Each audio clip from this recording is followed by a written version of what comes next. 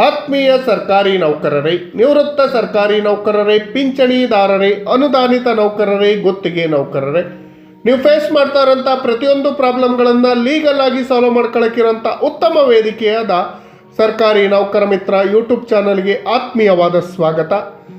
ಈ ದಿನ ಪ್ರತಿಯೊಬ್ಬ ನಿವೃತ್ತ ಸರ್ಕಾರಿ ನೌಕರರು ಹಾಗೂ ಪಿಂಚಣಿದಾರರಿಗೆ 7th ಪೇ ಕಮಿಷನ್ನಲ್ಲಿ ಅನೌನ್ಸ್ ಆಗಿರೋಂಥ 70 ವರ್ಷ ಮೇಲ್ಪಟ್ಟ ನಿವೃತ್ತ ಸರ್ಕಾರಿ ನೌಕರರಿಗೆ 10% ಹೆಚ್ಚುವರಿ ಪಿಂಚಣಿ ಬಗ್ಗೆ ವಿವರವಾದ ಒಂದು ಮಾಹಿತಿಯನ್ನು ತಂದಿದ್ದೀನಿ. ಕೊನೆವರೆಗೂ ವಿಡಿಯೋ ನೋಡಿ, ತಮಗೆ ತಿಳಿಯುತ್ತೆ. ಈ ಮಾಹಿತಿ ಶೇರ್ ಮಾಡೋದಕ್ಕಿಂತ ಮುಂಚಿತವಾಗಿ ಯಾರ್ಯಾರು ಈ ಚಾನಲ್ಗೆ ಸಬ್ಸ್ಕ್ರೈಬ್ ಆಗಿಲ್ಲ ದಯವಿಟ್ಟು ಸಬ್ಸ್ಕ್ರೈಬ್ ಮಾಡ್ಕೊಳ್ಳಿ. ನಿಮ್ಮ ಸ್ನೇಹಿತರಿಗೂ ಶೇರ್ ಮಾಡಿ. ನಿಮ್ಮ ಸಮಸ್ಯೆಗಳನ್ನು ಕಾನೂನಾತ್ಮಕವಾಗಿ ಬಗೆಹರಿಸ್ಕೊಳ್ಳಿ. ಸ್ನೇಹಿತರೆ, ನಿವೃತ್ತ ಸರ್ಕಾರಿ ನೌಕರರಿಗೆ 7th pay commission report implement ಆಗಿದೆ. ಸ್ಯಾಲ್ರಿ ಮತ್ತು ಪೆನ್ಷನ್ ಹೈಕ್ ಆಗಿದೆ. ಈ ತಿಂಗಳ ಸಂಬಳದಲ್ಲಿ ಸಿಗತ್ತೆ. ಆದರೆ ನಿವೃತ್ತ ಸರ್ಕಾರಿ ನೌಕರರಿಗೆ ಸರ್ಕಾರ ಮೋಸ ಮಾಡಿದೆಯಾ? ಯಾಕೆ ನಿವೃತ್ತ ಸರ್ಕಾರಿ ನೌಕರರನ್ನು ಕಂಡ್ರೆ ನಿರ್ಲಕ್ಷ್ಯತನ ಅನ್ನೋದು ಬಗ್ಗೆ ಗೊತ್ತಾಗ್ತಾ ಇಲ್ಲ. 7th ಪೇ ಕಮಿಷನ್ ತನ್ನ ರಿಪೋರ್ಟ್ನಲ್ಲಿ ರೆಕಮೆಂಡೇಶನ್ ಮಾಡಿದ್ರಲ್ಲಿ ನಿವೃತ್ತ ಸರ್ಕಾರಿ ನೌಕರರು ಹಾಗೂ ಪಿಂಚಣಿದಾರರಿಗೆ ಏನು ಏಜ್ ಬೇಸ್ಡ್ ಪೆನ್ಷನ್ ಪ್ಲಾನ್ ಬಗ್ಗೆ ಹೇಳಿತ್ತು. 70 ವರ್ಷ ಮೇಲ್ಪಟ್ಟ ನಿವೃತ್ತ ಸರ್ಕಾರಿ ನೌಕರರು ಹಾಗೂ ಪಿಂಚಣಿದಾರರಿಗೆ ಅಡಿಷ್ನಲ್ ಪೆನ್ಷನ್ ಕೊಡಬೇಕು 10% ಅನ್ನೋದ್ರ ಬಗ್ಗೆ ರೆಕಮೆಂಡೇಶನ್ ಕೂಡ ಮಾಡಿತ್ತು.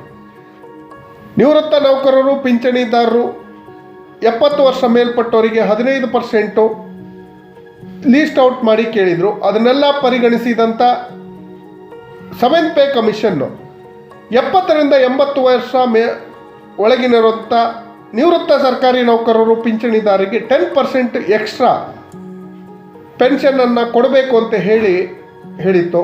ಆದರೆ ಇದುವರೆಗೆ ರಾಜ್ಯ ಸರ್ಕಾರ ಈ 10% ಎಕ್ಸ್ಟ್ರಾ ಪೆನ್ಷನ್ ಬಗ್ಗೆ ಯಾವುದೇ ಅಧಿಕೃತವಾದ ಆದೇಶವನ್ನು ಹೊರಡಿಸಿಲ್ಲ. ಪರಿಷ್ಕೃತ ವೇತನದ ಬಗ್ಗೆ ಅಧಿಕೃತ ಆದೇಶ ಹೊರಡಿಸಿದೆ. ಬೇರೆ ಎಲ್ಲ ಅರಿಯರ್ಸ್ ಬಗ್ಗೆ ಅಧಿಕೃತ ಆದೇಶ ಹೊರಡಿಸಿದೆ. ಆದರೆ ನಿವೃತ್ತ ಸರ್ಕಾರಿ ನೌಕರರು ಪಿಂಚಣಿದಾರರಿಗೆ ನ್ಯಾಯಸಮ್ಮತವಾಗಿ ಸಿಗಬೇಕಾಗಿರುವಂಥ 10% ಎಕ್ಸ್ಟ್ರಾ ಪೆನ್ಷನ್ ಬಗ್ಗೆ ಯಾವುದೇ ಅಧಿಕೃತ ಆದೇಶ ಹೊರಡಿಸದೆ ನಿರ್ಲಕ್ಷ್ಯ ಮಾಡ್ತಾ ಇದೆ.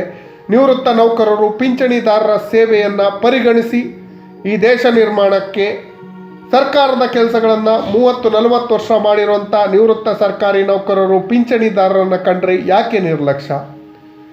ಅವ್ರಿಗೆ ಯಾಕೆ ಗೌರವ ಕೊಡ್ತಾ ಇಲ್ಲ? 7th ಪೇ ಕಮಿಷನ್ ರೆಕಮೆಂಡ್ ಮಾಡಿರೋಂಥ 10% ಪೆನ್ಷನನ್ನು ಯಾಕೆ ಕೊಡ್ತಾ ಇಲ್ಲ? ಈ ಬಗ್ಗೆ ನಾವು ಎಚ್ಚರಗೊಳ್ಳಬೇಕಾಗಿದೆ. ಸ್ನೇಹಿತರೆ, ಪ್ರತಿಯೊಬ್ಬರು ಒಂದಾಗಿ ನಮಗೆ ನ್ಯಾಯಯುತವಾಗಿ ಸಿಗಬೇಕಾಗಿರುವಂಥ 10% ಎಕ್ಸ್ಟ್ರಾ ಪೆನ್ಷನನ್ನು ಪಡೆಯುತ್ತಾ ರಾಜ್ಯ ಸರ್ಕಾರದ ಮೇಲೆ ಒತ್ತಡ ಹೇರುವಂಥ ಅವಶ್ಯಕತೆ ಇದೆ. ಪ್ರತಿಯೊಬ್ಬ ನಿವೃತ್ತ ನೌಕರರು ಪಿಂಚಣಿದಾರರು ಒಂದಾಗಿ ಬನ್ನಿ. ನಮಗೆ ನ್ಯಾಯಯುತವಾಗಿ ಸಿಗಬೇಕಾಗಿರುವಂಥ 10% ಎಕ್ಸ್ಟ್ರಾ ಪೆನ್ಷನ್ ಹಾಗೂ ಇತರೆ ಸೌಲಭ್ಯಗಳನ್ನು, ಕ್ಯಾಶ್ಲೆಸ್ ಟ್ರೀಟ್ಮೆಂಟ್ ಸೌಲಭ್ಯಗಳನ್ನು ಪಡೆಯುತ್ತಾ ಪ್ರತಿಯೊಬ್ಬ ನಿವೃತ್ತ ನೌಕರರು ಹಾಗೂ ಪಿಂಚಣಿದಾರರು ಒಂದಾಗಿ ರಾಜ್ಯ ಸರ್ಕಾರದ ಮೇಲೆ ಒತ್ತಡ ಹೇರಬೇಕಾಗಿದೆ. ನೌಕರ ಸಂಘಗಳು ಕೂಡ ಪ್ರತಿಯೊಂದು ಇಲಾಖೆಗೆ ಪ್ರತ್ಯೇಕವಾದ ನೌಕರ ಸಂಘಗಳಿದೆ. ನೌಕರ ಸಂಘಗಳು ಕೂಡ ನಮಗೆ ನ್ಯಾಯಯುತವಾಗಿ ಸಿಗಬೇಕಾಗಿರುವಂಥ 10% ಎಕ್ಸ್ಟ್ರಾ ಪೆನ್ಷನನ್ನು ಜಾರಿ ಮಾಡಿಸುವಂಥ ಒತ್ತಡವನ್ನು ಹೇರುವಂಥ ಕೆಲಸ ಮಾಡಬೇಕು. ಅದೇ ರೀತಿ 18 ತಿಂಗಳು ಬಾಕಿ ಇರುವಂಥ DA ಸಿಗುವಂತೆ ಮಾಡಬೇಕು ಅಂತ ಕೇಳ್ಕೊಂತ 7ನೇ ವೇತನ ಆಯೋಗದ 30 ಶಿಫಾರಸುಗಳು ಜಾರಿಗೆ ಬಾಕಿ ಇದೆ. ಆ ಬಾಕಿ ಇರುವಂಥ ಶಿಫಾರಸುಗಳನ್ನು ಜಾರಿ ಮಾಡುವಂಥ ಗಮನ ಹರಿಸೋಕ್ಕೆ ಸರ್ಕಾರದ ಮೇಲೆ ಒತ್ತಡ ತರುವಂಥ ಕೆಲಸವನ್ನು ಸರ್ಕಾರಿ ನೌಕರ ಸಂಘಗಳು, ನಿವೃತ್ತ ನೌಕರರು ಹಾಗೂ ಪಿಂಚಣಿದಾರರು ಪ್ರತಿಯೊಬ್ಬರು ಮಾಡಬೇಕಾಗಿ ಕೇಳ್ಕೊಂತ, ಪ್ರತಿಯೊಬ್ಬರು ಯಾರ್ಯಾರಿಗೆ 10% ಎಕ್ಸ್ಟ್ರಾ ಪೆನ್ಷನ್ ಬೇಕು ಅಂಥವರೆಲ್ಲರೂ ಒಂದಾಗಿ ಒಗ್ಗಟ್ಟಿನಲ್ಲಿ ಬಲ ಇದೆ. ಪ್ರತಿಯೊಬ್ಬರು ಸೇರ್ಕೊಂಡು ನಮಗೆ ನ್ಯಾಯಯುತವಾಗಿ ಸಿಗಬೇಕಾಗಿರುವಂಥ ಪೆನ್ಷನನ್ನು ಪಡೆಯುವ ಪ್ರಯತ್ನವನ್ನು ಮಾಡೋಣ. ನಮ್ಮ ಪ್ರಯತ್ನಕ್ಕೆ ಯಾವತ್ತಿದ್ರೂ ಬೆಂಬಲ ಸಿಕ್ಕೇ ಸಿಗತ್ತೆ. ನಾವು ಈಗ ಹೋರಾಟಗಳನ್ನು ಮಾಡಿ ಅದನ್ನು ಪಡ್ಕೊಳ್ಳಲಿಲ್ಲ ಅಂದರೆ ಅದು ಶಾಶ್ವತವಾಗಿ ನಮಗೆ ನ್ಯಾಯಯುತವಾಗಿ ಸಿಗಬೇಕಾದಂಥ ಪಿಂಚಣಿ ಸಿಗೋದಿಲ್ಲ. ಅದೇ ರೀತಿ 1/7/2022 ನಂತರ ನಿವೃತ್ತರಾದಂಥ ಸರ್ಕಾರಿ ನೌಕರರು ಹಾಗೂ ಪಿಂಚಣಿದಾರರಿಗೆ ಪೇ ಫಿಕ್ಸೇಷನ್ನು ಸರಿಯಾಗಿಲ್ಲ, ಭಾರಿ ಮೋಸ ಆಗಿದೆ, ಅನ್ಯಾಯ ಆಗಿದೆ.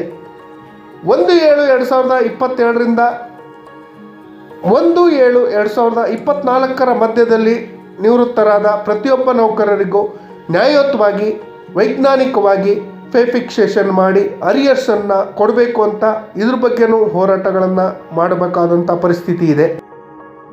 ಯಾರೋ ಏನೋ ಹೇಳಿದ್ರು, ಯಾರೋ ಹೋರಾಟ ಮಾಡ್ತಾರೆ, ಅದರ ಉಪಯೋಗ ಪಡೆಯೋಣ ಅನ್ನೋ ನಿರ್ಲಕ್ಷ್ಯತನ ಬೇಡ.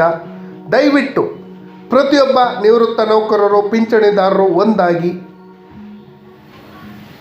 ನಮಗೆ ಸಿಗಬೇಕಾಗಿರುವಂಥ ನ್ಯಾಯಯುತವಾದ ಬೇಡಿಕೆಗಳನ್ನು ಈಡೇರಿಸುವತ್ತ ಒಂದಾಗಿ ಅಂತ ಕೇಳ್ಕೊಂತ ನಿವೃತ್ತ ನೌಕರರು ಪಿಂಚಣಿದಾರರಿಗೆ ಕ್ಯಾಶ್ಲೆಸ್ ಟ್ರೀಟ್ಮೆಂಟ್ ವ್ಯವಸ್ಥೆಯನ್ನು ತಕ್ಷಣ ಜಾರಿ ಮಾಡಬೇಕು. 10% ಎಕ್ಸ್ಟ್ರಾ ಪೆನ್ಷನ್ ಬಗ್ಗೆ ತಕ್ಷಣ ಆದೇಶವನ್ನು ಹೊರಡಿಸಬೇಕು. ನ್ಯಾಯಯುತವಾಗಿ ಪಿಂಚಣಿ ನಿಗದಿ ಆಗಬೇಕು.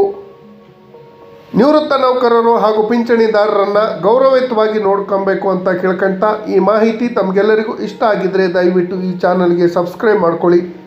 ನಿಮ್ಮ ಸ್ನೇಹಿತರಿಗೂ ಶೇರ್ ಮಾಡಿ. ನಿಮ್ಮ ಸಮಸ್ಯೆಗಳನ್ನು ಕಾನೂನಾತ್ಮಕವಾಗಿ ಬಗೆಹರಿಸ್ಕೊಳ್ಳಿ. ನಾನು ಹೇಳಿರೋ ಮಾಹಿತಿ ನಿಮಗಿಷ್ಟ ಆಗಿದ್ದರೆ, ನನ್ನನ್ನು ಬೆಂಬಲಿಸುವ ಉದ್ದೇಶ ಇದ್ದರೆ ದಯವಿಟ್ಟು ಈ ಚಾನಲ್ಗೆ ಸಬ್ಸ್ಕ್ರೈಬ್ ಮಾಡ್ಕೊಳ್ಳಿ. ನಿಮ್ಮ ಸ್ನೇಹಿತರಿಗೂ ಶೇರ್ ಮಾಡಿ. ಎಲ್ಲರೂ ಒಂದಾಗಿ ಬನ್ನಿ. ನಮ್ಮ ಹೋರಾಟ ನಿರಂತರವಾಗಿ ನಿಮ್ಮ ಪರವಾಗಿ ಇದ್ದೇ ಇರುತ್ತೆ. ನಿಮಗೆ ಬೇಕಾದಂಥ ಎಲ್ಲ ಸೌಲಭ್ಯಗಳನ್ನು ಒದಗಿಸುವ ಕೆಲಸವನ್ನು ಮಾಡೋಣ ಅಂತ ಈ ಮಾಹಿತಿ ನೋಡಿದ್ದಕ್ಕೆ ಧನ್ಯವಾದಗಳು. ಜೈ ಹಿಂದ್, ಜೈ ಕರ್ನಾಟಕ ಮಾತೆ.